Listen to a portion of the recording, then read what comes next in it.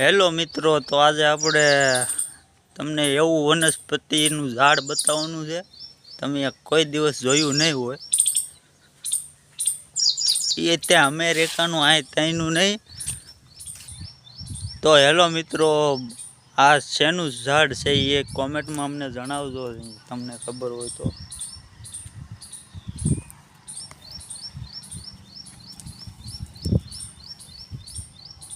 જોવો મિત્રો,